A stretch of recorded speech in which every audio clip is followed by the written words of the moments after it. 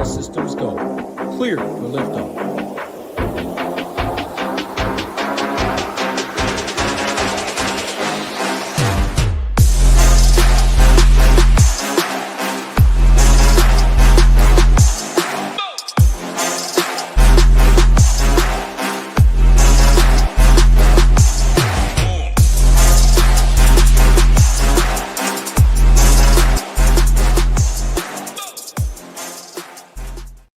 What's up, everyone? Tyler Tamboline here, aka ToeTagginTambo, back for another edition of Leverage Lane here on the Ship It Nation YouTube station. Make sure to tap that thumbs up on the way in. Subscribe to the channel for all of our free shows. Got my guy Alex Blickle here with me, as always. Going to break down all things for this Week 16 slate. We're getting to the end of it, and just a quick programming note before we get into it. This is the second last episode of the season. So for Leverage Lane, it's going to wrap up next week on Saturday. You'll want to be here. We've got another, we'll drop. It's a little bit of a teaser, a little bit of an announcement, but that's going to be it for this year next week. Once we hit week 17, week 18, bit of a schedule, travel, things like that. And then on top of it, it can be a bit of a shit show even to the last minute on Sunday morning. But we're going to break this one down as usual. This is a really fun slate, 11 games. I know a lot of people are excited about the 2-game slate tonight and the showdowns and all of that. I am as well. But this 11-game slate, Alex, pretty nice. We'll break down ownership. We'll break down the how to leverage the common build. And then at the end, of course, we'll go to our leverage lane. But how you doing this week, my friend? We're back.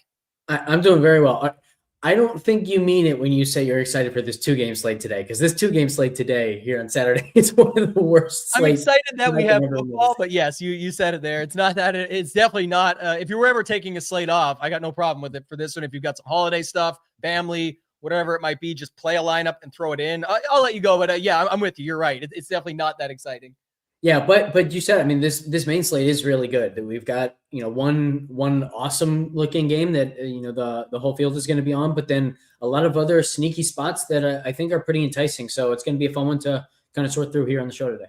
Yeah, last week was, interesting. So, just a note, because not everybody follows everything all along, but like I lost a lot of money on my main lineup with Darnold and JSN. I don't know how the guy doesn't start getting targets until the 2-minute drill of the second quarter, but JSN did not have himself a week last week with Darnold, so that didn't help me. But I did have a really nice Goff, Jameson Williams, Amon-Ra, Puka lineup, third in the 10,000 entry, the $250 FanDuel Fan Championship. Had a real shot at the millie down the stretch, had the highest Puka. Kittle, Pollard ended up getting third for $50K on just 10 entries. So that was pretty solid there. Excited to run it back this week. But I think we talked about that pretty heavily, Alex, and it's going to be similar for this week too. But like if you were just running a secondary stack, even if you had a Amon-Ra, Puka, I'll let you talk about it, but you really needed to stack that game up outside of the results. It was like if it was getting there, it was really getting there. And that's what I liked about that spot. I could see like a Gibbs play, because if you really thought it was going to slow the game down, be all Gibbs on the ground, but like the Puka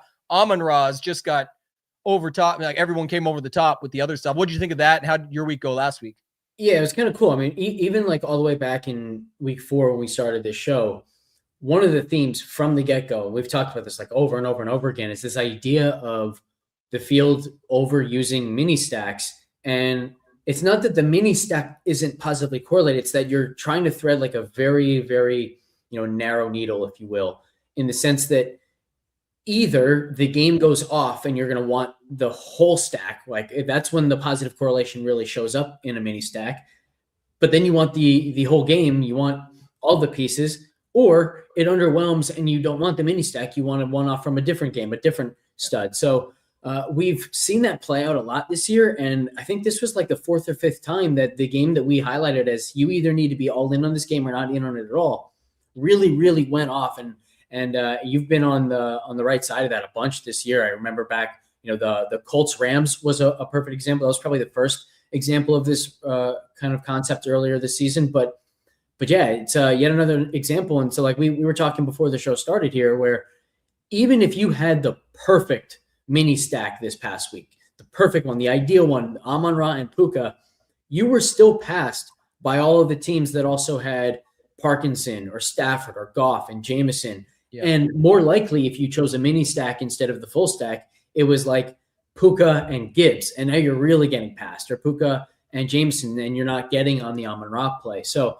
yeah, it's really important to kind of bring that up, because number one, it shows that we've been on the right track talking about this stuff all season. But then it's even more relevant to this slate because we have yet another Detroit Lions game that we're going to say the same thing. We either need to be all in on this game or not in on it that much. Yeah, which is the interesting part because, like you said, a lot of the secondary stacks are coming up again. But I think it's another thing from last week too, and it all relate to this week. So that's why we're talking about it. It's not really just to run back last week's thoughts. It's not a review show, obviously, but just to say it because it will apply to this slate when we get here in a second. Is the one I really like that you brought up last week, and really it's more things you've brought up this season that are just like hitting home, and it's like, oh, it's another added layer that you can bring to your game. And I think that's why people like this show so much is because the thought of last week, did you have to figure out Cam Ward for Tennessee, or did you just have to figure out or make a decision that the Tennessee Titans could at least keep up with San Francisco to make that thing work? And people are always looking, but I can't figure out the bring back. I can't figure out who to run it back with. I can't figure out if I even need one. Sometimes it's not that you need it. It's just, will that side be able to make it go?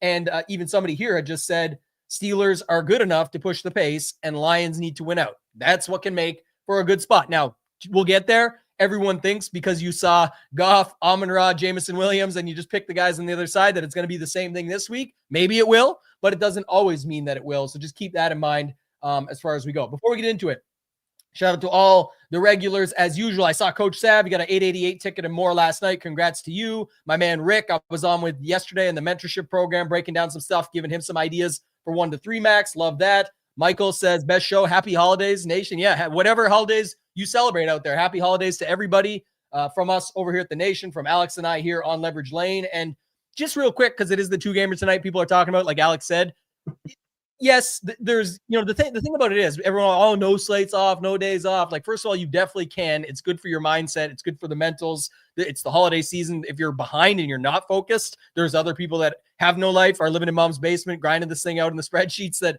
are getting ahead of you. So there's lots of reasons you could take it off. The money is the same. But today, the edge really, to me at least, is like leaving the money on the table and just stacking what makes sense. I said it in the Discord earlier before I popped on this show. But like if you go, I don't know, let's say Love, Watson, Reed, or let's say it's Love, Reed, Musgrave, Loveland that you end up needing. Well, now you can't spend your money. There's no possible way. So you finagle it. But now I can fit Hurts. But now I can fit AJ Brown. Well, then now you got the same lineup as everybody else. So you got to think about it from that perspective. Be willing to take the risk that way. I really do think that would be the edge for tonight if you're wanting to play it. So I like it from that perspective. Doesn't mean it's going to work. To your point, it doesn't mean it's going to be a good slate. All right, let's get to this week, Alex. Let's start talking about what we see here for ownership. And there is some really interesting cases to be made right out of the gates. Obviously, I know we got some injury stuff and things that we're waiting on, but sort of where do you want to start on this one? What do you think stands out as the key point to bring into the conversation? Honestly, I think this time we start with a single game and we start with the Detroit and Pittsburgh and just kind of talking through this because, it's very rare that like 4 of the most 5 popular players on the slate or something are all coming from the same game, but that's what we're going to see here with Gibbs, Metcalf, St. Brown, and Jameson Williams. And not only that, but I think there's also like a chance that Kenny Gainwell ends up being the most popular value running back. It's probably him, or we could see potentially Aaron Jones, I think, is going to get up there pretty good. Maybe Michael Carter gets some steam, but like when people are paying down at running back, it's probably going to be Gainwell, especially if they're using this Detroit offense a bunch. And so it's just like the very first thing that we have to decide is, am I building a lineup that assumes that this Detroit game goes off like so many of these, really attractive game environments have over the past few weeks? Or am I saying, hey, what happens if this game underwhelms? And now I'm building a lineup that tells the story of that game underwhelming, where maybe, as you said, like, what if the only real offense from this game comes from Gibbs on long touchdown runs, and now you play Gibbs and you don't touch anyone else in the game? Okay, now I know that I have to go find some upside in a stack elsewhere. So I think the very first decision we have to make this week is, what are we doing with the Pittsburgh-Detroit game? And I actually think that like we can make whatever decision we want here. We just have to make that decision first. I don't think there's a bad decision to make with the game other than to say, I'm going to play Gainwell and Jameson and that's it, or Metcalf and Jameson and that's it. Because if you do that sort of thing, you're just really setting yourself up, as we just talked about, to really get passed by all of the lineups that really go in on that game. Because just think about what you're saying when you're playing like Metcalf and St. Brown. You're saying, hey, these guys are positively correlated. if one does really, really well, the other is more likely to do well. But yeah, when that happens, when you get the environment that makes your lineup as positively correlated as it can be, you're going to get passed by all those other real game stacks. So it's just like the one bad way to play that game. I think you can either just take a one-off or full stack it. Same idea as we've talked about the last few weeks. But do you have a lean there? Are you more likely to go all in or kind of fade this game? I definitely like this spot quite a bit. And it's just, it's a problem. We've seen this before. It was, I forget which Arizona game it was, where it was like, okay, we get it. It's going to be popular, but you got to think about different ways. And so even yesterday doing the Mayo show with him, Squirrel and I, it was like, we kept going to this secondary stack. And I was like, trying to show ways like, yeah, you could flip it and do this. If you go Gainwell, Jameson Williams, and if that gets you something else, yes. But like, as soon as he said, what game do you guys want to go to? Squirrel went first. I was like, I'm going right to this game, but I'm just overstacking it. And I was like, yes, that's kind of the way that I'd look to do it. Now, I like the Rodgers side. I think what's going to happen, though, if you look at projections right now and ownership, Jameson Williams and Amon-Ra St. Brown are popping for good reason. People go naturally to then go to Goff. They pick Gainwell, or they pick DK, or they pick Gainwell, because if they're off Gibbs maybe in that lineup, they think, oh, this is the case. But I still see Gibbs getting the ownership on this slate because all the other good stacks can fit Gibbs, and that's going to be people wanting a piece of this game.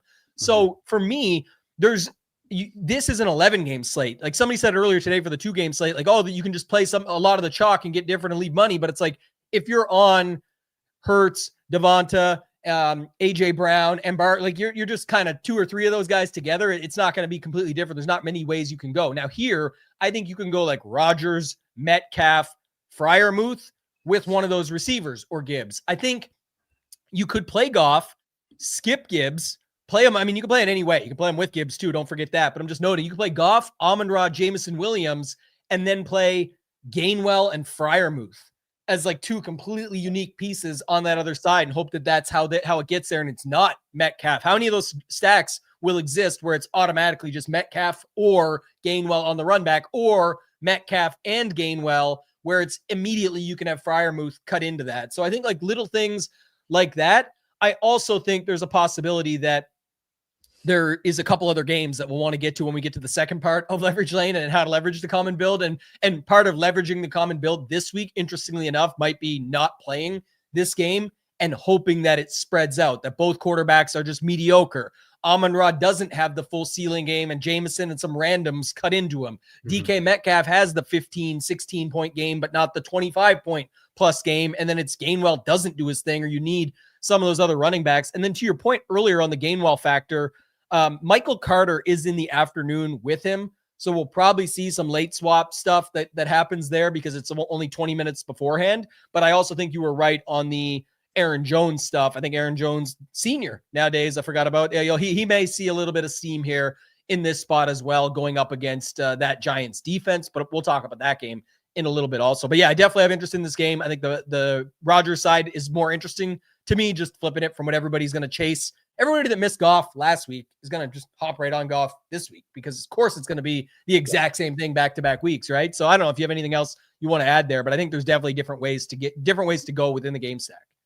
No, I love that. And actually, I don't know if you already knew this, but I'm very much in on Freiermuth this week. I already have a yardage ladder as one of my props. I actually have more props this week than I have in any other week this season. I think it's just a great props week, but Freiermuth is a big one of that. And he so clearly is their best, just pure route runner of the tight ends. He doesn't play a ton because they like to design a bunch of stuff for Jonnu Smith. They love what Darnell Washington brings to their run game, and just as a big blocker, and then he's capable enough pass catcher.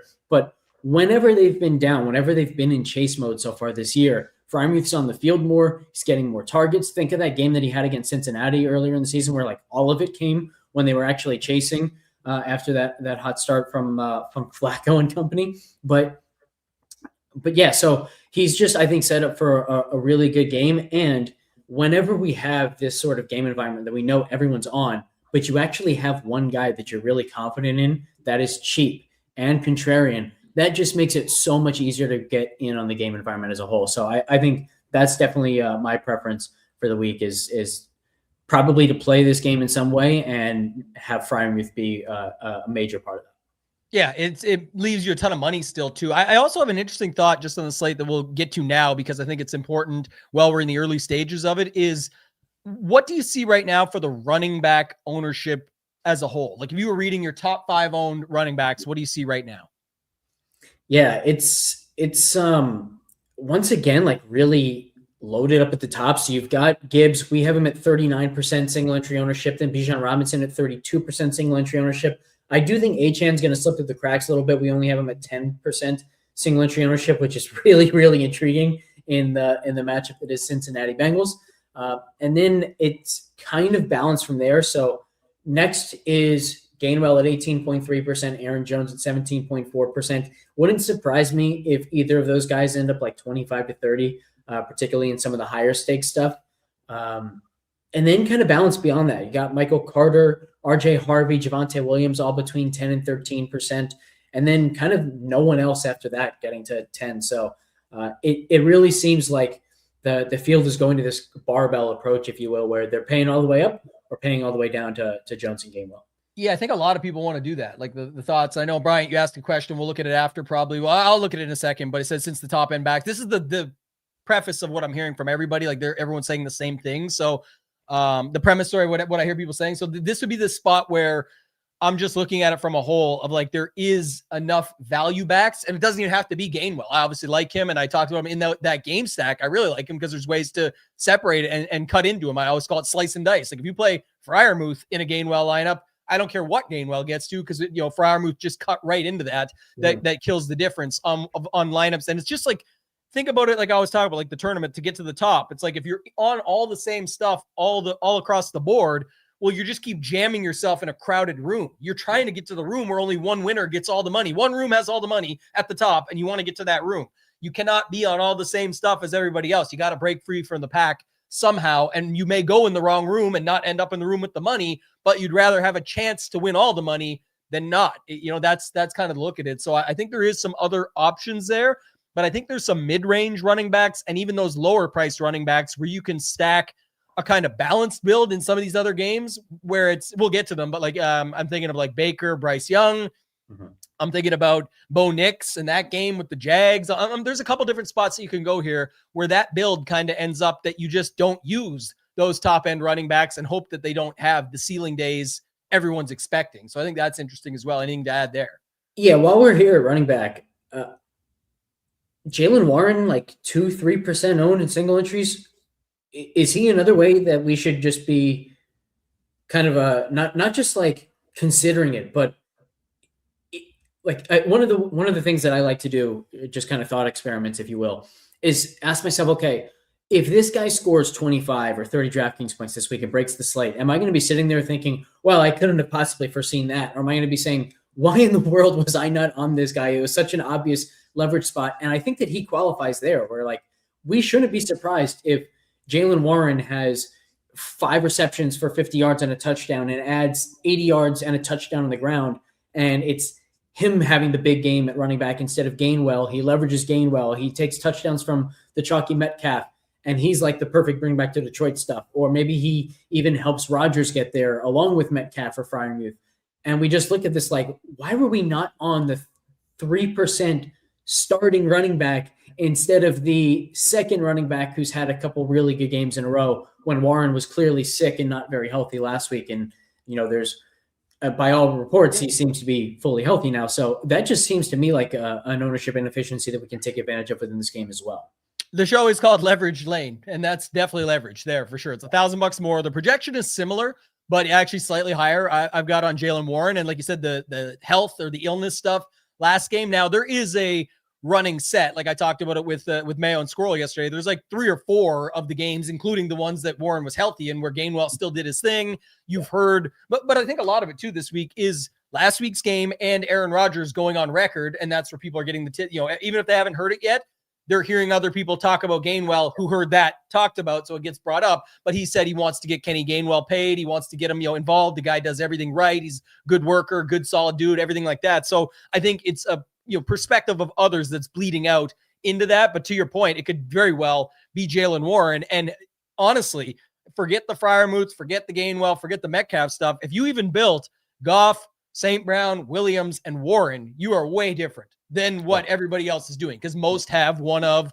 Gainwell or DK Metcalf or whatever else that looks like. So certainly think, yeah, you have Warren Moose, like that would be for sure. Yeah. Definitely think that's interesting.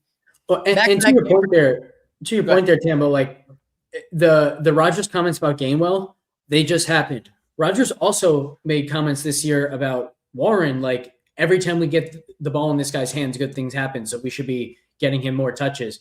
Like he's made comments like that about both these guys, but because the comments were made about Gainwell more recently, he's going to be 20% owned when Warren's going to be 2% owned. Like that, again, just a massive ownership inefficiency. When we have ownership inefficiencies within the best game environment, it just makes so much sense to me to say, okay, well, I'll just play the best game environment in a better way than what the field is doing and at lower ownership. So yeah, that to me just really seems like kind of a clear path for us moving forward.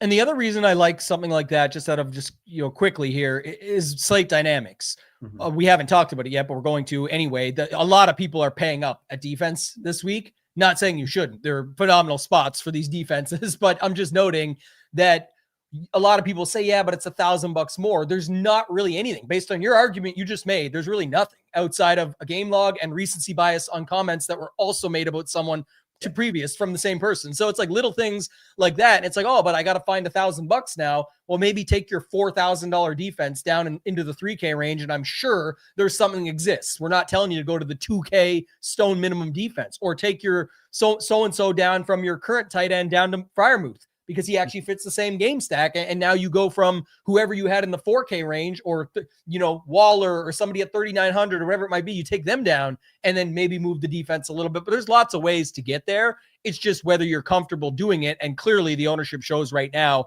people are not comfortable getting there. So wanted to go with that. The one thing that was brought up within this game as well is, this is in the realm as well. I always talk about this, but if you have a game stack where you're not getting to this, I don't love this, but I'm just saying in this week's slate, if you got to like a Montgomery Lions, it'd be huge leverage, because if Montgomery scores a couple on the ground and they're ahead and it's Rodgers throwing and it's not Gainwell, it's not DK Metcalf, where they're so heavily owned, the Lions D would be pretty solid in that spot as well, because it'd be going up against huge chalk pieces that would really hammer it. I think people are way more likely to overstack this game.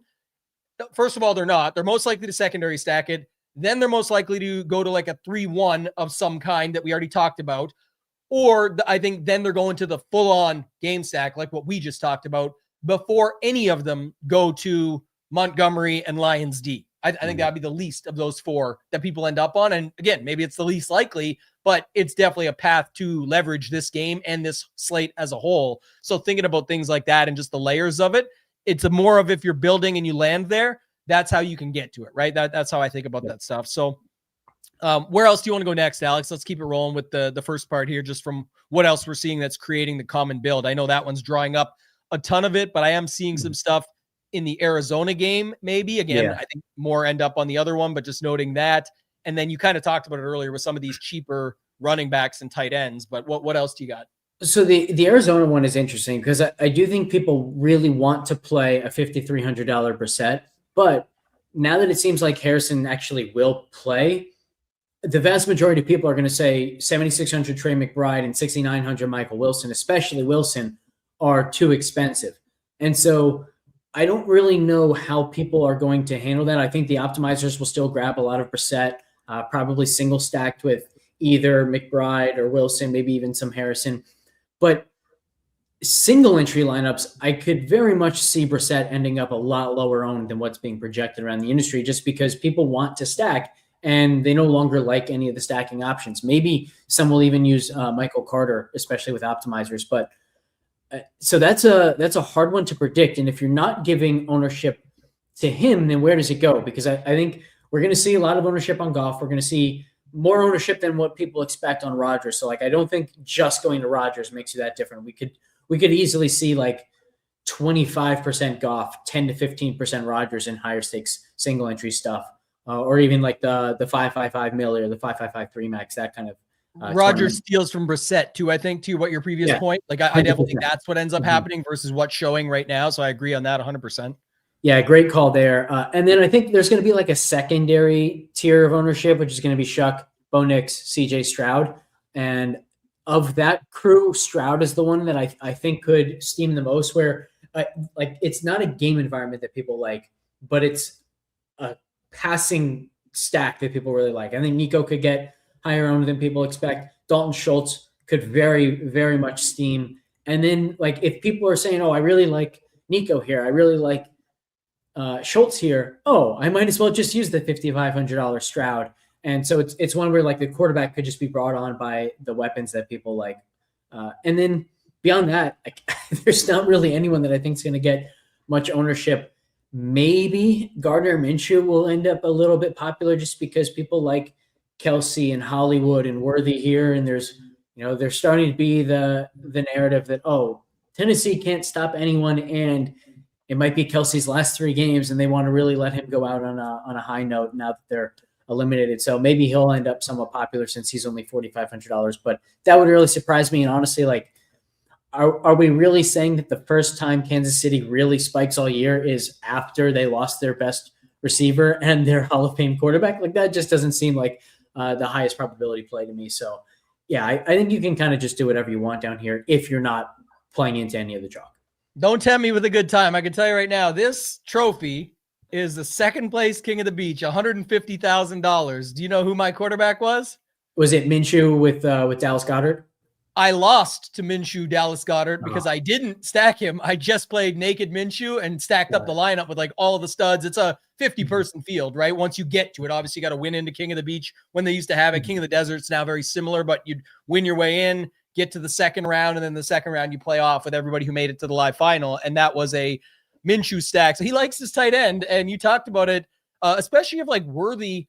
I mean, I think it's Worthy more than Hollywood Brown, both probably, but Worthy should pick up steam, I think, at wide receiver at just that cheap price tag with no Rice now. So I like the idea of just him and Kelsey. And honestly, look, even if Kelsey gets some ownership, I still think you've got Fannin Jr. with Noah Njoku, like say similar spot he's been. I mean, obviously he's great, but that's why there's, possibly 20% in small fields. So Schultz picking up the steam. The interesting thing about your secondary quarterback group, though, because I think you nailed it, is like Olave has steam, has some love. Johnson a little bit, right? But behind some of these other guys. Nico currently shows not as much love, but Schultz shows a ton of love.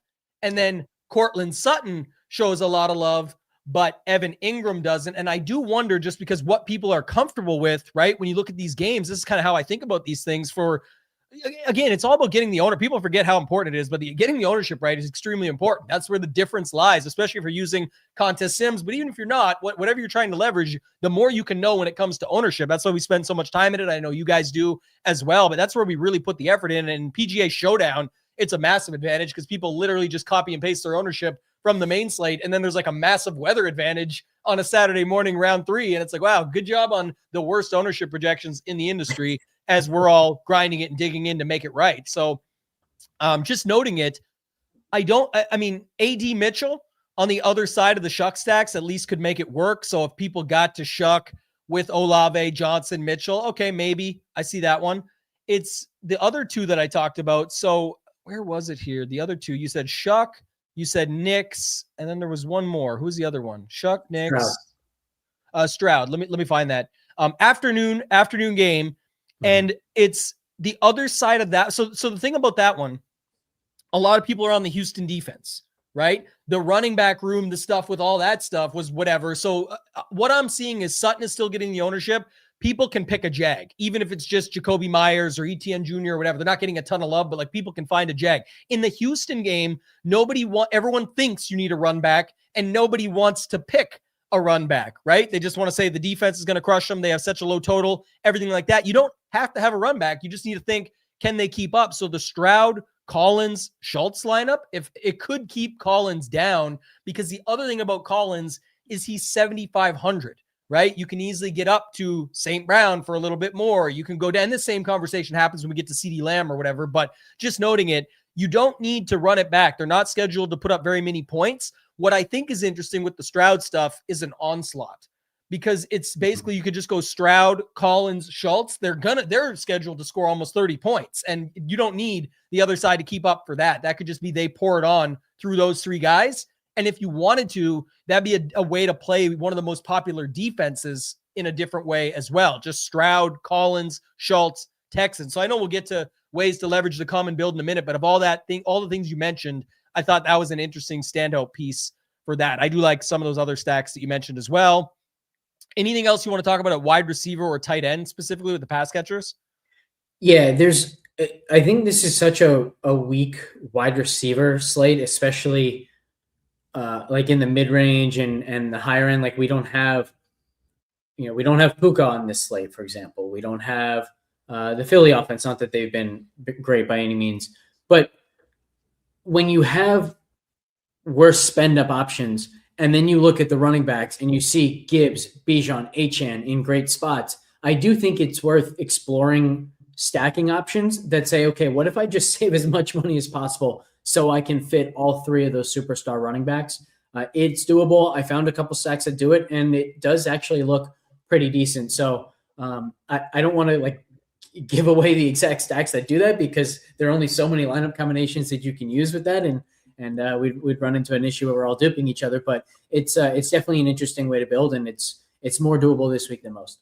Yeah, I think that's the key part of what you said. And I hit on this a little bit the show yesterday with Mayo. Is like once you get like the stacks are actually going to be different enough that you can just play the stud chalk running backs like everybody wants to, but there's only so many of those and they kind of land the same way. So it's like that's also not always the greatest thing. I mean, obviously in a higher dollar, smaller field, you can get away with it even easier because less likely that people are going to be there. But overall, it's like in PGA DFS when you've got like Scotty Scheffler and this value play.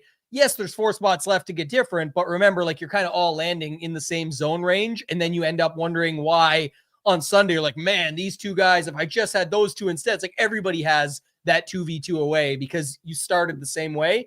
So your inners were kind of different. If you're starting with the same stack, landing on the same running backs, you can just plug in different versions around it. All right. Before we go to how to leverage the common build and start talking about more of these game stacks, we've already hit on a few of them and different combos and stuff. I think it's pretty clear the common build is the Pittsburgh-Detroit game mixed up, whether it's with Goff and the running back and however you look at that.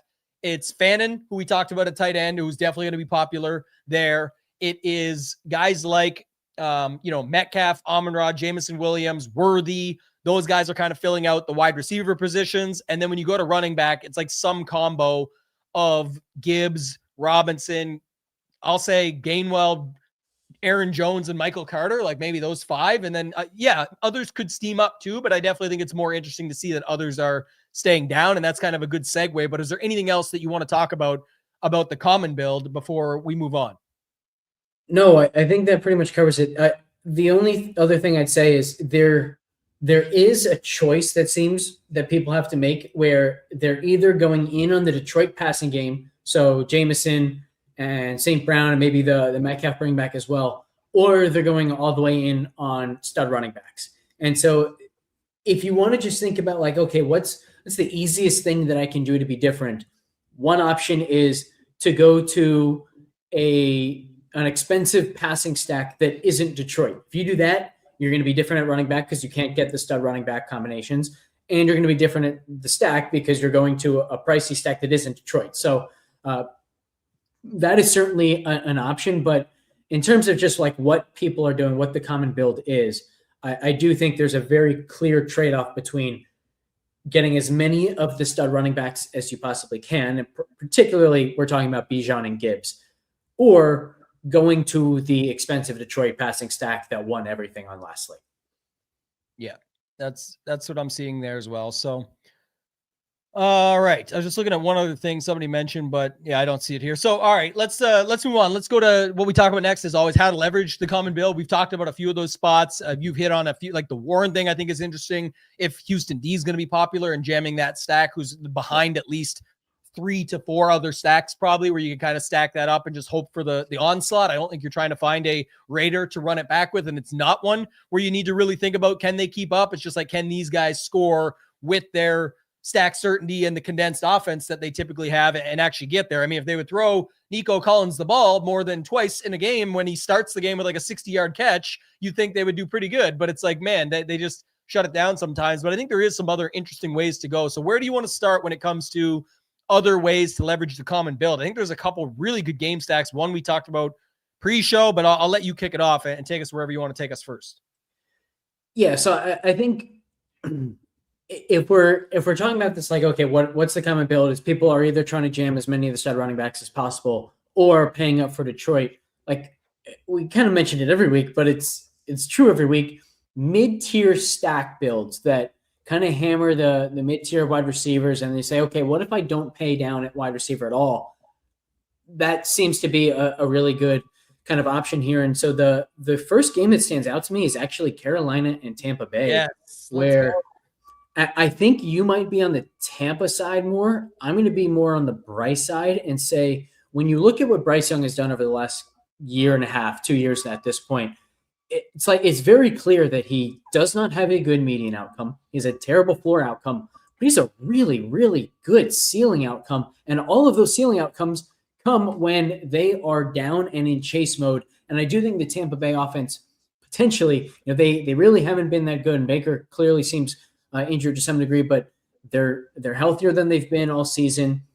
The chance exists that they jump out to an early lead, and Bryce has to play that kind of catch-up game for 3 of the 4 quarters, something like that, and that really unlocks the ceiling. So something like Bryce Young, Tet, maybe Coker, or you just single him with Tet and then go like Bucky Irving and Mike Evans on the bring back or something like that. That to me is really, really intriguing, where you end up playing 4 guys that all have really good ceilings together, and they are extremely well correlated.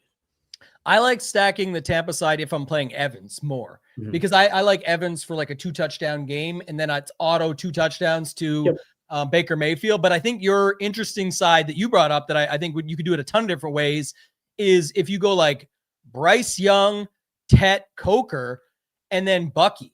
And you could add a Godwin and a Buka, someone to speed up the game even further. But like Bucky is the hope that he's speeding the game up and get it going back and forth there, because these guys there's a chance that it goes back and forth, but they don't have the best pass defenses. So it's like, and it's not like Carolina has really good anything, and their rush defense can get ran all over too. So I think what's interesting is, like you said, if you go Bryce, Tet, Coker, Bucky, and then make your call on if you want to add something else. That's probably the more interesting way. But I also think back to the original point of when you find these balanced builds is like Baker and then 2 of, let's say, Godwin, Egbuka, Evans, and then a Tet on the other side. You just are already forced into the mid-tier. Your chances now of getting Achane, Gibbs, Bijan, all those guys just kind of out the window. But there is enough running backs in that 5K range. There is double tight end options that you can go to. There is a 4th wide receiver that can fit this and make it all work. And I think that's kind of where I'm at with that game. I don't know if you want to extend further on it, but I do just want to say that the next one I kind of want to bring up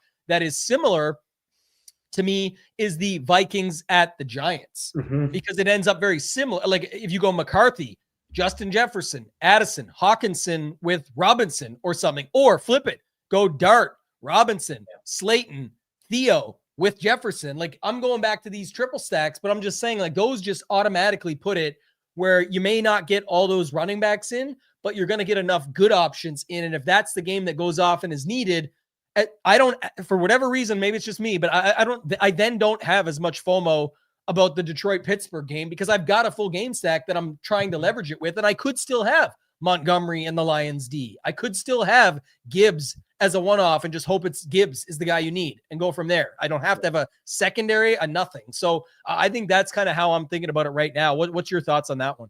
Yeah, I think what you were kind of touching on at the end there is this idea of matching ceiling with, or matching like a ceiling fade if you're fading the Detroit game with more ceiling. So for example, like let's say you went off the board with a Minshew stack or something. Minshew doesn't have the kind of ceiling where when he has a quote unquote good or great game that it protects you from that Detroit game. Whereas if you go to a Jackson Dart, like we know that if Jackson Dart has a ceiling game, he has 30 points within his range of outcomes, no problem. He's still running a ton. Kafka said after the last game that they're just not going to change the way they play. He had 9 for 63 on the ground last game. He had a 40-yard bomb right in Slayton's hands that went through Slayton's hands, or he would have had 30 last game.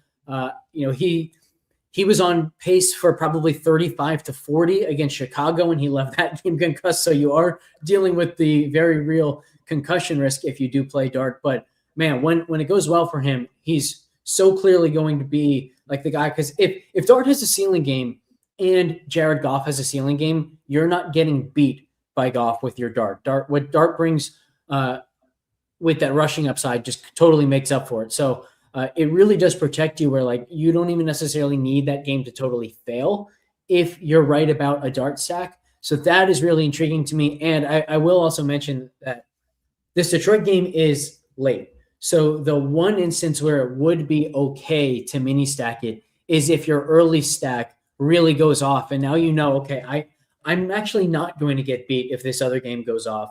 I just need to find the right combination of players to add on this late slate. And then maybe you go like something Gibbs and Metcalf or St. Brown and Metcalf. And you just say, I'm just playing the two best guys in the late window because I already have such a good start that I know I'm going to win as long as I get these next two guys right. And so then it's okay to go with the mini stack in that late game. Kind of another, it's actually the second straight week where the best game is in the late window. So we do have some advantage of, we're able to play the best game environment, even though it's so chalky because number one, we have ways to get contrarian, but also because maybe we have enough information with the early window that we know that we've already gotten our separation and we just need to preserve that advantage. That's the key component there that you said is like when you talk earlier about like the secondary stacks and threading the needle. Well, from the beginning, it's threading the needle. When you get like I was talking about the puzzle, right? We build the same puzzle. We don't know what it looks like. We don't get the front of the box picture until the end of the slate, but halfway through the slate, or in this case, it's usually like, whatever it is. I don't know the split this week exactly. How many games in the afternoon this week? 3? 1, 2, 3, 4. 1, 2, 3, 4. Yeah. So 7 games, you're more than half the puzzle is now on your page. You already know what's going. I mean, now it can play out a little bit differently. Some pieces can get shifted around because how the afternoon plays out. But I'm just saying you definitely have more knowledge and a bigger advantage at that point. So at that point, to me, that's where I'm okay. If that's going to give me 8 points higher projection, it's not NBA. I don't really care that much. But at the end of the day, I am going to try and thread the needle at that point if it puts me in a better advantage spot. So that's a little bit different than what we were talking about when we're telling people how you want to start it. But back to your point on the other factor is like when I mentioned the FOMO piece and what you talk about, like the ceiling match with ceiling, it's like in a Dart, Robinson, Jefferson lineup, let's say, where I know I may not get to these expensive running backs and get their ceilings, I'm looking for Dart to have a ceiling game through Robinson. I'm looking for Jefferson to have more of a ceiling game through whether it's McCarthy or the opposite side of that. And I'm going to make it up that I'm hoping now that Gibbs has like a 21 or 24-point game, and Michael Carter, let's say, who I have in instead, has an 18-point game or a 17-point game at his price tag. Those are still more valuable, and I've made it up. I beat your 30. I got your 30 with Robinson instead of Gibbs. Now, some people might have both. I'm just noting that's how I'm looking at it to make it up, versus if I'm going the Minshew with Worthy, with Kelsey, well, yeah, I'm going to end up in a similar spot to most, but it's because that's where I'm going to get. I'm not going to get a full ceiling from those guys very often. I'm trying to get the ceiling that's welcomed at a 4 to 5K price tag they're all at for as much as I can, but to make it afford those bigger ceilings in the other spot. So I'm using some certainty or some pricing or thinking it's not always certainty, but like stack certainty of I feel better about like a Minshew, Worthy, Kelsey, and they could still spread it around, but I feel better about that to now get me the more likely ceiling at the running back position than some other stacks. But I do like that Vikings-Giants game there as well. Was there other game stacks or things that you were looking at? Like, well, what about the Arizona-Atlanta game, just because of the setup where it started out like it was going to be popular? I'll say this, with the Marvin Harrison Jr. stuff, I feel like it's brought everybody down some. We're still not seeing ownership on McBride. We'll still probably see it on Bijan. But the other thing I think is the Pitts ownership came back from the start of the week as well. Like people are just negative about him. Like there's no way he can do it again now that London's back, et cetera, et cetera. But with London back, your boy Mooney has to be back in play. He's no good when he's the only wide receiver in town. He's good when everyone's playing. But like there's Bijan, London, Mooney, Pitts, Carter, who people already like, Brissett, who people kind of already like, Marvin Harrison Jr., Trey McBride, who's literally putting up CMC and those guys type numbers at 7,600. I know it's at tight end, but that's a different bill. What's your thoughts on this game? Yeah, I think this is a really interesting one. And you're 100% right about the ownership. Michael Wilson has plummeted in ownership with Harrison looking like he's going to play. Pitts has plummeted in ownership with London looking like he's going to play. I will say, I think the Pitts ownership falling is justified because Pitts was kind of in the Drake London role without London. So that very much, hurts him now that London's back. I think there's a really, really interesting stack here, which is a Cousins double stack with London and Mooney, as you said, and then Trey McBride as the bring back, maybe even Michael Carter as a second bring back, where you're saying like, look, Arizona has played from behind in basically every single one of Brissett's games. They've allowed 40 points in 4 of the last 6 of their games.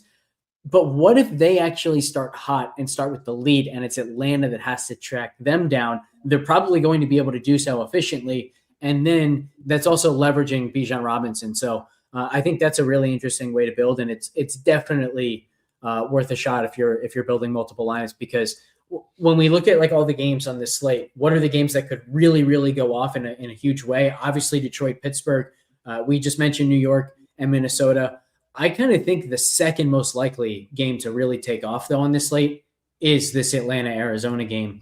And I really like the idea of playing it through Kirk Cousins because I think there's a very clear way where you're leveraging a lot of the builds and getting this fantastic game environment out of it. For sure. And I think the best way to put it is how many people would get to this game stack but not have any of Bijan, Pitts, or Brissett, and potentially Carter. Because like you said, you could go Cousins, London, Mooney, McBride, still have money left over because Mooney's 4K and Cousins is 4,800. So it's not like you're breaking the bank on them. So there is a potential to get different there for sure. So I do like that call. Another one I want to talk about quickly was the Bo Nix side of things. Again, he's mentioned for sure, but I don't know. Harvey says he's getting a little ownership. I don't know if I believe that either, to be honest, just because he's 62. There's all the guys in the 5K between Gainwell, Carter, who we just talked about earlier. We talked about Aaron Jones Sr. Then you've got Bijan, Gibbs, potentially Achane, etc. And then the secondary guys that people are going to get to if they're getting other spots. So Bo Nix, Sutton, looks like he's getting a little love. Ingram, people tease, this is leverage lane, not narrative street, the revenge game for Ingram. But, the way Trevor Lawrence has been playing lately and ETN Jr., I don't know if they're going to do that again, but the thought process of what we continuously talk about on this show, can they keep up? Can they make this a game? I think yes. And therefore, you could see Bo Nix and Trevor Lawrence slinging it back and forth, almost like I could see JJ McCarthy and Jackson Dart just kind of going at it back and forth. And that's what you could see here. So what's your thoughts on Bo Nix, Lawrence, this Broncos Jags game? Yeah, I'm not super enticed by it. I think both defenses are pretty capable, and especially Jacksonville, like if they get their way, they are keeping the ball on the ground. They're not throwing it a ton. They're trying to, really hold on to the ball. And that also is just a more likely way to attack a team that has the kind of pass rush that Denver has. So I don't see this game environment becoming anything good where you're really just relying on pure efficiency, and both defenses are good enough where they're probably able to stop the pure efficiency runouts. So I'm not interested in this game much at all. I don't think I'm interested in any individual plays either. We just have better game environments kind of all around, in my opinion.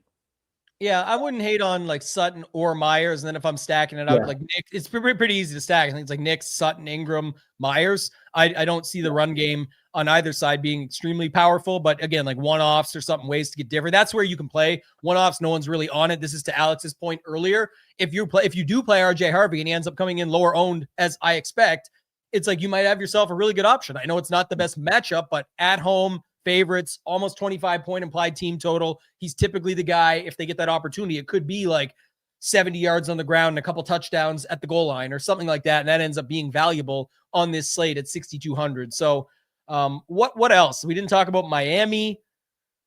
Didn't talk about much about the Chargers and the Cowboys. I think those are kind of the two others that we want to hit. What else do you got? I do want to touch 1 sec on Sutton. I think it's a really good call. I do think he's definitely the best play from the game. It is worth noting Jacksonville is still a good matchup for wide receiver ones, but they have been a lot better against wide receiver ones over the last month or so than they were up to that point.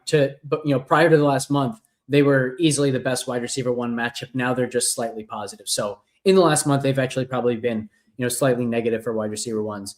The Dallas game is also an interesting one, and it shouldn't shock us if it does go off. One of the things here is like the Chargers like to keep everything in front of them, and they're pretty good at doing that. So it's a very bad matchup for Pickens, and Pickens is kind of the engine that takes Dallas games to the next level. When Pickens has a big game, the game speeds up. You get the explosive plays, and now all of a sudden you're in a great game environment. When Pickens doesn't do much, the game environment hasn't been anywhere near as good. So that's why I'm not super interested in this game, but it's obviously a good spot for the LAC passing game. I think part of that is the Dallas run defense has been better, so this could be a spot where we see a really high pass rate from the Chargers. The problem is Dallas also gets pressure, and this Chargers offensive line isn't good. So, whether it's through play calling in terms of handing the ball off or play calling in terms of let's just do a lot of, dink and dunk, get the ball out of Herbert's hands quickly, none of that says explosive plays. And so on both sides of the ball, I just see a lot of short completions and not the type of explosive that you need to take a game environment to the next level. If you're looking at the Dallas side, you mentioned negatives for George Pickens, and I know we're waiting on like QJ News, and technically there's been like some, whatever practice reports and things on like Javonte and Lamb, but I don't expect them to be out. I'm just noting it. So Lamb or Williams, who do you think is more likely to be a good run back in the spot if you were going to go like a Herbert? Let's say, and I'm going Herbert, Allen, McConkey. What would you feel best about? Javonte somehow finding a way on the ground at sort of a weird price tag, or would you, CD, like we talked about earlier, he lands in that kind of dead zone too, because Amon-Ra and guys like that, like I think Jamar Chase just above him, right? And then you got a lot of guys below him. What are your thoughts on that? Yeah, I do think it would be Javonte. The Chargers are interesting because for a lot of this season, the Chargers were very okay with teams running the ball successfully against them, and it just hasn't been the case lately. Their success rate allowed on the ground has been really good of late. So that's the one thing that makes me kind of want to say Lamb. The problem is like when I think of, okay, who does Javonte Williams need to beat in his price range at his position? You've got Bucky, Woody Marks, Rico Dowdle, RJ Harvey. I like Javonte's chances there. When you look at the wide receiver position, who does CeeDee Lamb need to beat? Nico Collins, Amon-Ra St. Brown. I don't like his chances there. I really prefer Collins and St. Brown. So I even prefer Drake London down at $7,000, I think. So in that regard, I will go Javonte, but there are causes of concern there in the matchup, given how much better the Chargers have been with their run defense of late. So you say that stuff so naturally, and I think this is why I love calling this stuff out and why I love this show, because it does become second nature, right? You're thinking automatically about slate dynamics, position scarcity, all these factors that aren't second nature to everybody else. So I think this is important to call out, is how many times have people watching this, and I know you have, if you watch this, you're in the chat, whatever, and leave a reply, like it's definitely happened where you essentially build a lineup and you're like, yeah, but Lamb makes it make sense. And so you just run with it. But to your point is, well, that could be true. It's like from a slate dynamics perspective, there's like 6 guys that can crush him above and below.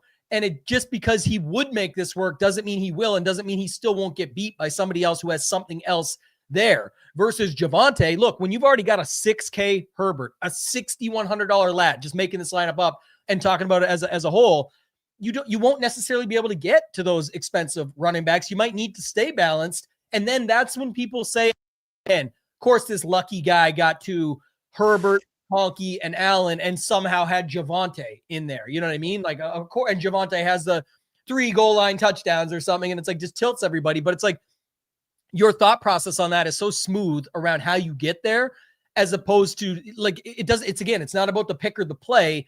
It's not who you play, it's how you play. It's the why. It's the actual how the slate shapes up. It's like, yes, Lamb would and could make it work, but it's not really good considering what's around him that can still take him out. And that's especially important the larger field you're in, even at single entry. If you're in a 5,000 plus person single entry, it's great that you're playing single entry and you got equal chances to everybody else in the tournament. But that's a huge thought process because somebody in there could still have Amon-Ra plugged in or something along those lines where they just crush you with that. And it's like, whatever. So I just think that's important to think about. And it's all about this concept of separation, right? Because what I'm essentially asking there is, if I get a good game from Lamb, if I get a good game from Javonte, who's more likely to create separation for me? And separation only happens when you consider who they're up against. And so if Lamb gives me 25, he's probably not separating from that group of St. Brown, Nico Collins, Drake London. If Javonte gives me 20, there's a decent chance that he gives me separation from Bucky, Dowdle, Harvey, Woody Marks, who, the best score from that group might be 12 or 14. So 20 can be that separator. So yeah. But remember too what you just said. I want to interject and sorry to cut you off, but just to say, it's like that's the other factor. So many people relate separator just to ownership and just to leverage. So they would say, "What do you mean?" They're like, Lamb is low owned. He'd be the guy that would separate me. It's Lamb is lower owned, but he has to separate from so many potential really good options going in around him. And just because he's lower owned doesn't make that better in that case. Right? You still have to think about the slate as a whole. Javonte, you can't really afford very easily in this example of the build, these expensive running backs on top of the fact that who he has to beat is not as many. And it's like some of the chalk value running backs that could be perceived as bad chalk eventually, because if they get over-owned for their spot too, it's like, well, that's another thing. I got Javonte in check in this game. A 10% Javonte is still higher owned than an 8% Lamb, but he's way lower owned than what could be a 25% Gainwell for more money. And that's really the separation factor over the Gainwells, the Michael Carter at 5,400, the Aaron Jones Sr. At his price tag. It's like he's a little bit more than those guys, but he's the true separator at the position and still fits the game stack as opposed to Lamb on paper at lower ownership. Hopefully that resonates with people. And Robert, I don't know if it's your first week here, my friend, but hopefully not. We do this every week. We have a strategic way to go through it where we get to it at the very end of the show every single week. So you won't miss out as long as you got that. So someone said Chargers awful versus tight end. I think Fergie gets 2 in that game. That's another interesting thought if you wanted to go there, only because at least in that game stack, if you're on it, Fergie as a one-off, he's not a one-off when you're putting him into the game stack, but I mean, as the only play from that side is usually like, not sure. But when you think about the fact that like Fannin is $100 more, you could plug in Fannin, and that's kind of the Lamb versus the other guy's thought process. But if you were filling out I would prefer it more in a onesie position where most people are doing it, whereas like to Alex's point on Lamb, that's not a onesie position. That's, you can play 4 wide receivers and there's 11 games with tons of wide receiver options. The tight end, just a little bit different as far as that. That's also not quite true. The Chargers are actually keeping opponent tight ends to 1.8 fewer fantasy points per game than they average. That's according to our DVOA adjusted fantasy points against data. So that's opponent adjusted, and then also there are some DVOA inspired adjustments to it. If you're just looking at raw fantasy points per game allowed, maybe they look worse. To be honest, I don't look at that data, so I don't know it, but it is worth considering. Like, they've played Travis Kelce, Dallas Goedert, Brock Bowers in their last 3 games. So it would be a little bit understandable if they look worse from a raw fantasy points allowed standpoint. Yeah, it's skewed for sure. I saw this question earlier, so I answer it now again. Like, this is a constant theme of, at least in our Discord, with FanDuel questions and with like just in general, like the way to win a tournament is to score the most points. I'm not being rude. I'm just saying it. Like, you have to figure it out, but all these concepts apply regardless of the site that you're on. The best way to attack is to recognize the field size that you're playing against, what type of entries people have in the Gunslinger on FanDuel this week. I think it's like 1650 or whatever. Like, I played the Fan Championship last week. You could max it out. I played 10 entries. I played to win. I know that everyone's going to have these types of lineups. I'm going to play these types of lineups. So you have to pick your lane, just like we talk about on here, especially if you only have one. Most people aren't going to have multiple entries in a almost $2,000 buy-in tournament. So the best way to attack it is not do what everybody else is doing, because you're going to be covered. Like, if you think you're going to run the exact same lineup as everybody else with Goff, Amon-Ra, Jameson Williams, DK Metcalf, the popular cheap running backs, you're crushed. Everyone has that at least once. And then some people have multiple versions of it. And then some people have the versions that come over the top of it with like Gainwell and Muth, or Warren and Muth, or something. Like, you can just get destroyed. So my best advice, started out more direct just so you get it. But secondly, I would say, like, you would definitely want to not play the same build everyone else has if you only have one entry, because they have multiples and there's multiple people with multiples. So you put yourself in an even worse spot trying to land on the exact same thing everybody else does. So still got to score the points where you do go. Don't go crazy. I'm just saying you're not going to get there typically going with the same build everyone else has. So got to think of it from that perspective. All right. Anything else? I guess the last one I want to touch on, I know we're at the hour, but we usually go longer anyway. It's fine. We'll get to the leverage lane here in a little bit. But the last one I want to touch on, at least for me, and if you got more, we can, but was the Dolphins at home versus the Bengals. You've got a $4,000 quarterback. That of note was where Minshew was at that week when I played him. You could play him at 4,000. I think Goddard was 4K, and it was like 8K for a quarterback and his starting tight end. But Dolphins do have a pretty healthy team total at home. If you're not on Waller in the great tight end matchup, if you're not on Waddle for some leverage, if you're not on Achane, who looks like he's coming in lower owned in a great matchup against the Bengals at home, what are you doing here with this spot, Alex? And how do you treat this? Because I think you nailed it last week when you said just leave that. If you don't have to go to that Cincinnati-Baltimore game, you could just leave it alone. And I think between Gesicki, Tinsley, Andrews, and Likely, between all four of those value plays, three of them being tight ends, I literally think they got 3 for 35 or something across all of them. And that's catches and yards. It was very bad for a lot of people. It cost them a lot of money, and I feel bad about that. But just noting, it was, including myself, in spots, it was not good. But what's your thoughts on this Dolphins game at home versus the Bengals? That Bengals-Ravens game was incredibly weird because the Baltimore offense was hyper efficient, but it didn't go through the tight ends. It was basically just all the running backs.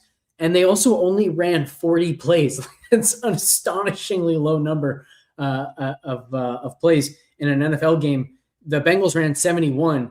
It's very rare that, number one, you see that kind of disparity in plays, but then it's extra rare that you see that disparity in plays where the team who had more plays lost 24-0. So just an incredibly weird run out.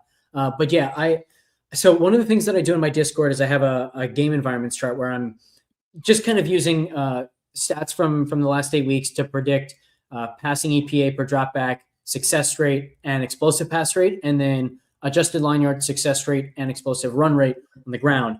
And this is a little bit conditional on Tua, so we don't have Tua. We have Quinn Ewers instead. But Miami's offense predicts incredibly well in this game environments chart. I do think they're going to be hyper efficient. There's been this like growing narrative around the industry that the Cincinnati defense has been better of late. I don't see that at all. In fact, over the last 8 weeks, going back, I mean, they even got just demolished by Justin Fields and the Jets offense. And they've been really, really bad kind of again and again. As I mentioned this past week, like they allowed hyper efficiency from Baltimore. They just didn't allow, huge yardage totals or points totals because the Baltimore offense didn't have the ball very much. But they're one of only 3 teams in the last 8 weeks to allow an above average EPA success rate and explosive pass rate and an above average adjusted line yards, explosive rush rate, and success rate on the ground. The only other 2 teams who meet that qualification are the Commanders and the Giants. So that's the group, right? Bengals, Commanders, Giants, that we can point to and say this all around is just an atrocious defense. So I think Miami very much can have success here. I also like the fact that Miami, they're at least 2 of the 3 skill guys who like we know are going to succeed when the offense succeeds are running back and tight end. Achane and Darren Waller. Those are the 2 positions that continue to just totally demolish the Bengals. The Bengals are still the best matchup for opposing running backs and the best matchup for opposing tight ends.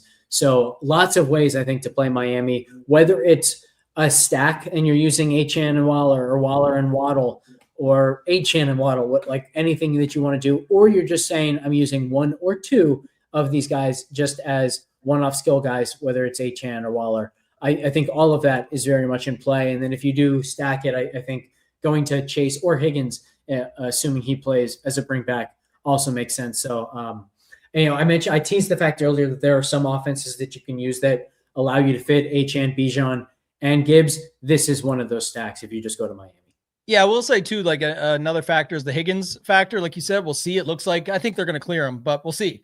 But he's also, to me, always fine as a one-off because what happens is people are playing Chase or a game stack around it or whatever. They never want him. And even when he has his great 2 touchdown games, which he's beat Chase on a ton of spots, in the past few years, it's like if people just don't see it. He's definitely a wide receiver 1 for a lot of teams out there if he's not with Jamar Chase, number 1 on their team. So it's like the look at that is if he plays at 6,600, that fits those balance builds that we talked about again. And for, yes, I prefer Jamar Chase, but it's no different on the weeks where Devontae Adams, when he used to be cheaper, much cheaper than Puka those weeks and still get 2 touchdowns. It's like for everything you're putting him in the lineup as, you're already saying he's going to pull from Jamar Chase. And also back to the Minshew conversation here that I've been having all day about the trophy and whatnot, that I just said $8K for two guys, $7,500 for Ewers and Waller together. And again, who knows what could end up happening, but it's like if they do anything, that's good. So I think that's another case. I want to answer a couple questions. I'll keep on this game first. I know Timmy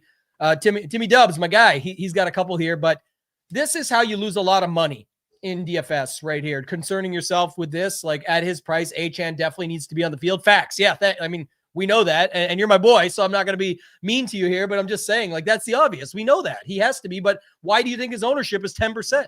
Like, people don't believe it, or they're scared of it, or, oh, I can just play the other guy, whatever. He's got the best matchup in the game right now at home, 25-point team implied total, like all these factors. And when I say you lose a bunch of money, here's why.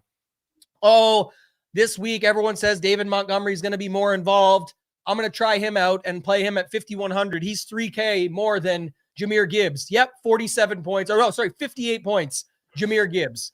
Oh, I can't go back to Bijan Robinson. This Tyler Algier guy at the line every single time. Oh, it's just brutal. Yep, 36 points, whatever it was, Bijan. Like, these, you have to do this.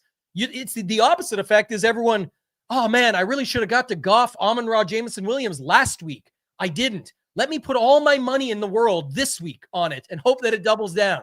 Like, if you miss number 22 on the roulette wheel, probably not. I mean, anything can happen. It is another spin, but like people piling in on 22 the next spin doesn't always work out. It's totally different. It's a bad example, but it's just a note of like the factors of life. Could it happen again? Yes. Is it as likely? No. But people love to chase. And in the inverse, to your point here, people love to shy away. We make the most money by not shying away in DFS, by accepting the risk because of the reward that can come with it. So for that reason, don't care. I'm playing Achane, and if it fails me, then last week, Darnold, JSN failed me heavily. A lineup over here, and if you only got one, I get it, but I can't stress this enough. One of my favorite points Alex made all season. I talk about this in mentorship stuff with people now and just going through it. I think it's one of the best points brought up all season was your point about playing 3 max like a single entry. Oh, but I'm only a single entry player. You got to respect my bankroll. You got to respect this. You play $50, play $20 3 max, put $10 more in. It's the same shit, 50 or $60. It's not like I'm saying go from 50 to 500 here. Play 3 max like a single entry, even if it means 2 lineups that are very similar with the same quarterback and then flipping the third one to leverage that.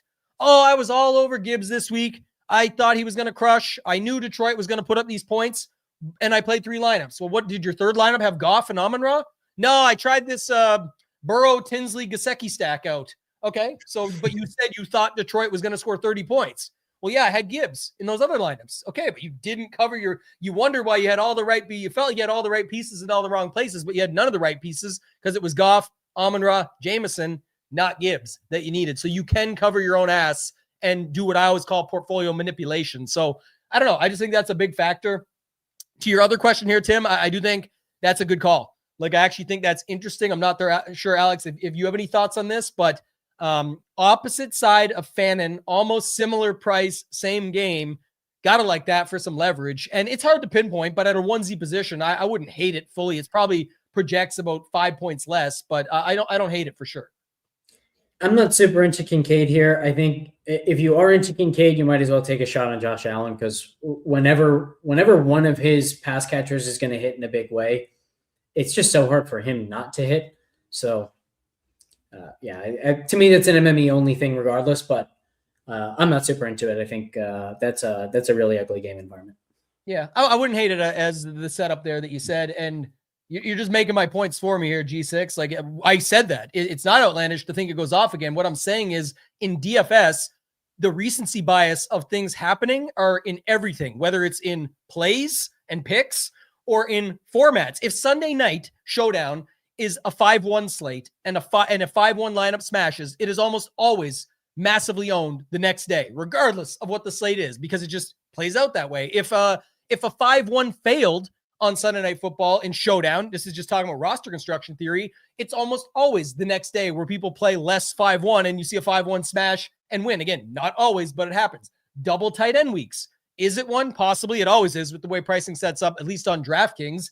But I will say, this is another thing. If 2 tight end lineups hit, they can go up like 20% next week from like, you've seen huge bumps in that the following week. The pricing does dictate it a ton, but you can play Goff this week. I wasn't saying not to. He's certainly going to be in my portfolio. I'm just saying it's the note of people like to chase what just happened.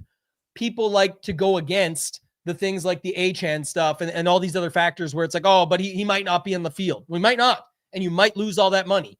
But if you're not risking the money and he does go off the week that people played Montgomery over Gibbs, the week that people didn't play Bijan because they were scared of Algier, those are the things that add up and can cost you. And then you get in the stance of like, oh, that didn't go my way. I got to go the other. You zig and zag on all the opposite times. And that's what ends up hurting people in DFS, where you got to be willing to embrace the ugly, the uncomfortableness. All those factors are what come into it. So HM might not be on the field this week, but I'll play him and find out.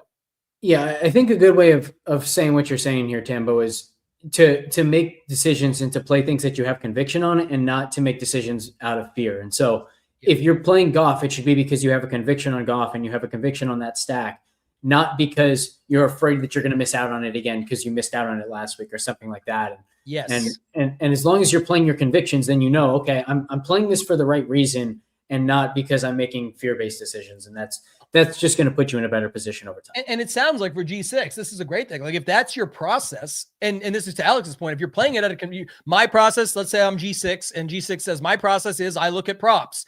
He's got the best. I look at the props on the other guys. They pop. The projections show up. Man, I really feel like this is going to be another spot. It's not outlandish to think that Goff goes off again. I'm speaking for you, but I think you get it, and I appreciate you understanding the clarification and wanting to chat about this instead of going back and forth. I think it's good. It's good conversation. The point is, if that's your process, you're not doing it out of fear-based. You're doing it out of process, and now your thoughts are next steps. It's like we talked about earlier. Is there a way that I can get different? Do I need to get different? Maybe you're on completely different running backs and tight ends, and you're like, man, I found a lineup that works. I can run this back with Metcalf because my running backs are like 1% owned, but I'm feeling them this week. My conviction is on those guys. I like this cheaper defense, and this tight end is going to be 8% owned. I'm good. If that's how it sets up, then definitely do it. What we're saying is more when people are making decisions because they're scared of something or making decisions because they missed out on something. So they're kind of jumping in and out of situational stuff. So I really like the conversation around that. This we talked about earlier. It's actually not about his upside. I don't know what the answer is to this question, but what the answer is from a DFS perspective is he's 4K. And if he gets you 15, let's say 12 to 15, you just don't know. That could get you 3 running backs that all put up 40. And that's a way different lineup than a lot of other people have. And if there's only so many ceilings on the slate, et cetera, that's where these decisions come from. Again, but he might bust. He might be like the worst, of course, but your lineup is going to be in really good shape if he does somehow do enough to come through, and you're going to have a completely different roster than those that aren't in that spot. So the upside is more about what does he do for your entire lineup.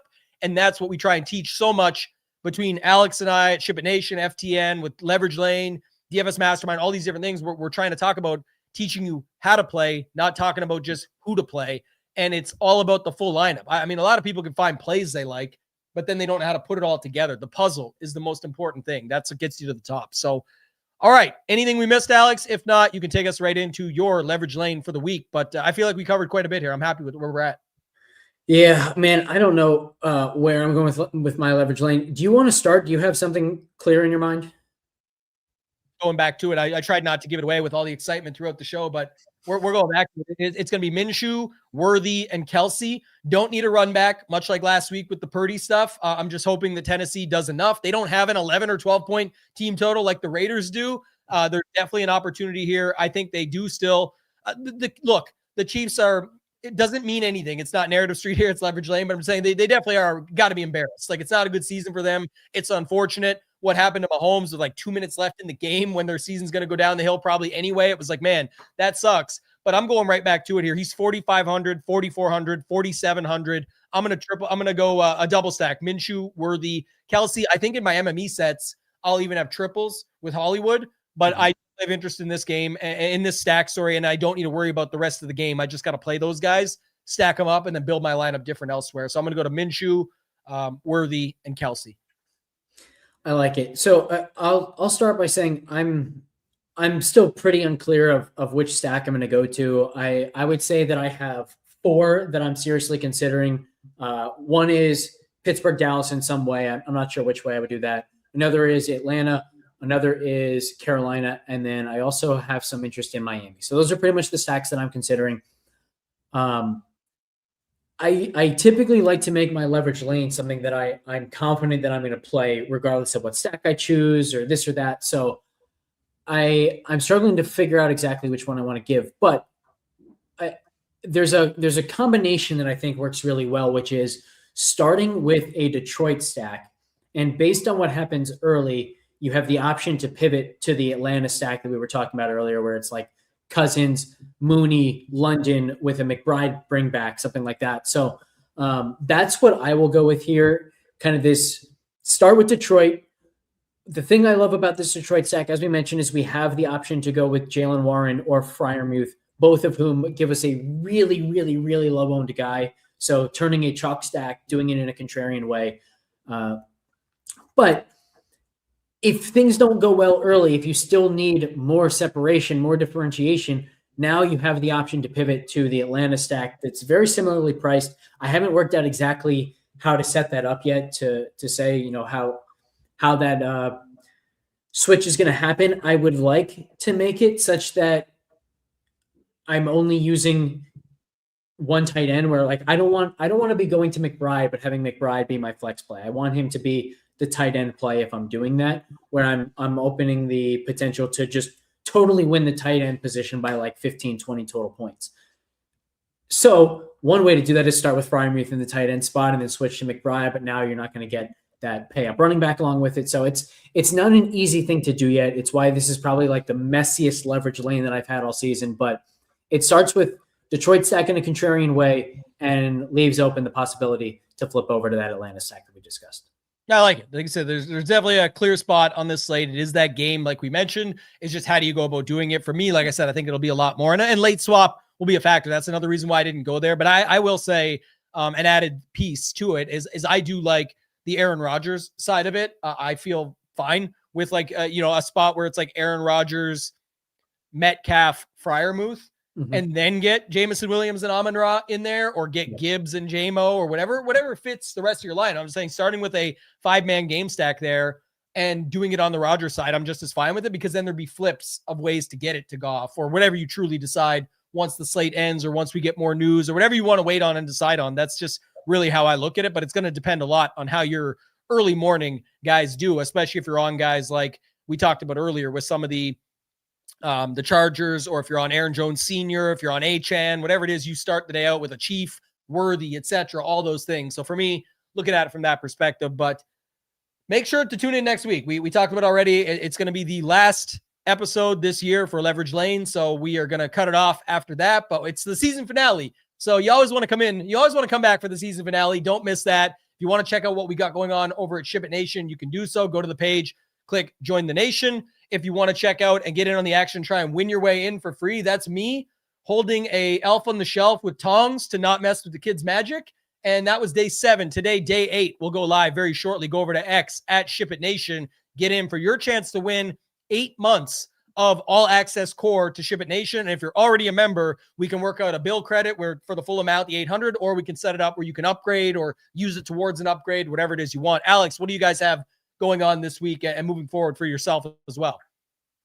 Yeah, I mean, well, I'll start by saying, you teased it a little bit earlier, but there might be an interesting announcement on next week's episode of Leverage Lane as well. So definitely tune in there.